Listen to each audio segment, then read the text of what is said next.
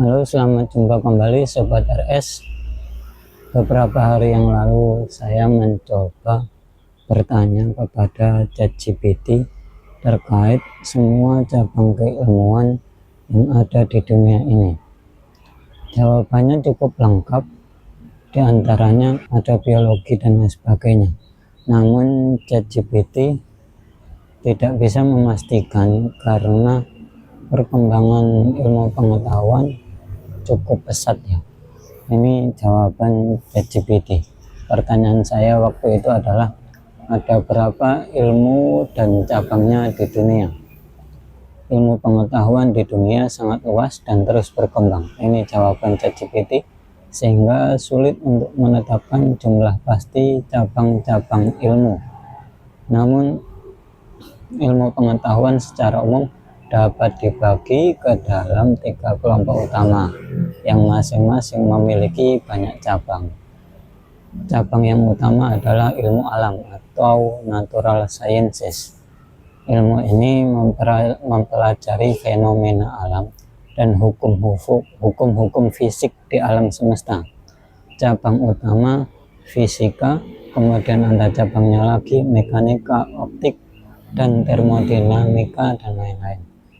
Kemudian ada kimia organik, kimia anorganik, dan biokimia.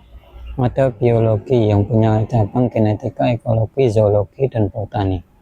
Ada astronomi, kemudian geologi. Nah, cabang ilmu yang kedua yakni ilmu sosial atau social sciences. Ilmu ini mempelajari perilaku manusia, masyarakat, dan hubungan sosial. Adapun cabang utamanya ada sosiologi, kemudian psikologi, kemudian antropologi, kemudian ada ekonomi, ada juga ilmu politik.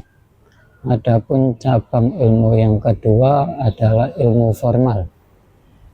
Ilmu yang ketiga, cabang ilmu yang ketiga, ilmu formal. Ilmu ini mempelajari konsep-konsep abstrak seperti logika dan matematika.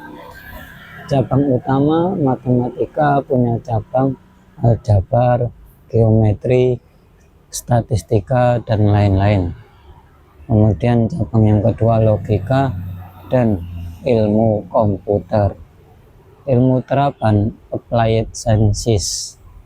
Selain itu ada ilmu terapan yang menggunakan prinsip-prinsip dari ilmu dasar untuk memecahkan masalah praktis. Misalnya teknik, ada teknik sipil, teknik mesin, dan teknik elektro. Kemudian applied science yang kedua kedokteran dan ilmu lingkungan. Karena ilmu terus berkembang, banyak cabang baru yang muncul seperti data science, bioteknologi, atau nanoteknologi. Ada ratusan hingga ribuan cabang ilmu, bergantung pada tingkat spesifikasinya. Kemudian saya tanya lagi, teknologi masuk mana? Teknologi termasuk dalam kategori ilmu terapan, applied sciences. Teknologi memanfaatkan prinsip-prinsip dari ilmu dasar seperti fisika, kimia, dan matematika untuk menciptakan solusi praktis yang dapat digunakan dalam kehidupan sehari-hari. Hubungan teknologi dengan ilmu-ilmu lain, misalnya hubungan teknologi dengan ilmu alam.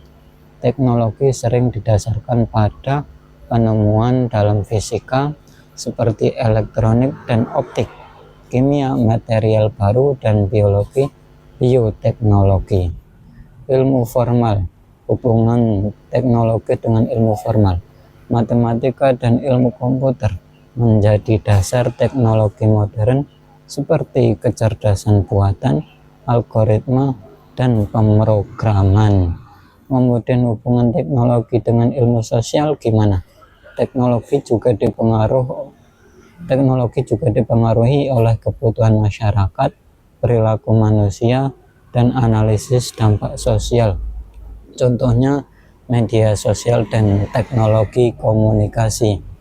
Contoh teknologi dalam ilmu terapan itu ada teknik elektro yang mengembangkan perangkat elektronik.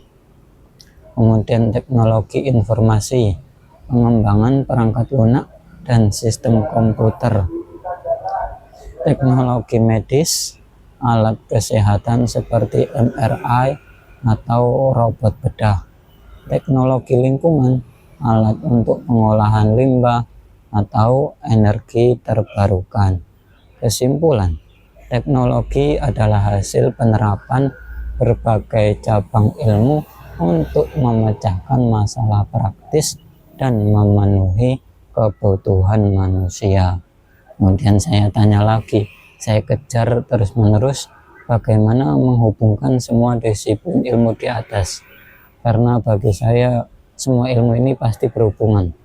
ChatGPT menjawab, menghubungkan semua disiplin ilmu memerlukan pendekatan yang disebut integrasi ilmu pengetahuan atau pendekatan multidisipliner, interdisipliner, dan transdisipliner.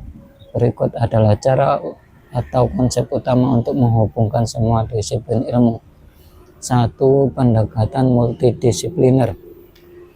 Pendekatan ini melibatkan beberapa disiplin ilmu yang bekerja sama untuk menyelesaikan suatu masalah, namun masing-masing tetap mempertahankan sudut pandangnya sendiri. Contoh, penelitian perubahan iklim melibatkan ahli geologi untuk memahami lapisan bumi, ahli biologi untuk dampak pada ekosistem, dan ekonom untuk menghitung dampak ekonomi. Kemudian saya dijelaskan lagi pendekatan yang kedua, yakni pendekatan interdisipliner. Pendekatan ini mengintegrasikan metode, teori, dan wawasan dari berbagai disiplin ilmu untuk menciptakan pemahaman baru yang lebih menyentuh. Contoh, bioteknologi menggabungkan biologi, kimia, dan teknik untuk menciptakan inovasi seperti rekayasa genetika. Artificial intelligence melibatkan matematika, ilmu komputer, psikologi, dan linguistik. Kemudian pendekatan yang ketiga, yakni pendekatan transdisipliner. Pendekatan ini tidak hanya mengintegrasikan berbagai disiplin ilmu, tetapi juga melibatkan masyarakat umum atau sektor luar akademik untuk menciptakan solusi praktis. Contoh, pengembangan kota pintar, smart city, menggabungkan teknologi, ilmu komputer, arsitektur, sosiologi, dan partisipasi masyarakat untuk meningkatkan kualitas hidup. Yang keenam, tahapan atau langkah yang keenam, pendidikan dan kolaborasi lintas disiplin. Mendorong kolaborasi lintas disiplin dalam pendidikan dan penelitian dapat menjadi cara praktis untuk menghubungkan ilmu-ilmu ini. Misalnya, kurikulum yang menggabungkan ilmu alam, sosial, dan teknologi untuk menyelesaikan masalah dunia nyata. Yang ketujuh, prinsip universal. Semua ilmu berakar pada upaya untuk memahami dunia dan memecahkan masalah. Prinsip-prinsip universal seperti logika, pengamatan, eksperimen, dan analisis data dapat menjadi dasar penghubung antara disiplin ilmu. Kesimpulannya, menurut ChatGPT, menghubungkan semua disiplin ilmu membutuhkan cara berpikir yang holistik, kolaborasi, dan fleksibilitas dalam menggunakan metode dari berbagai cabang ilmu.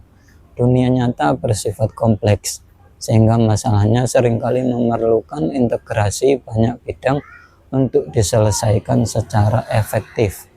Bagaimana? Kemudian saya tanya begini, caranya seorang individu melihat dan memahami cara menggabungkan semua ilmu di atas.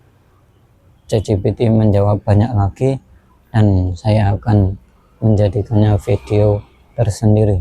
Sampai bertemu lagi di video selanjutnya. Salam Sobat RS.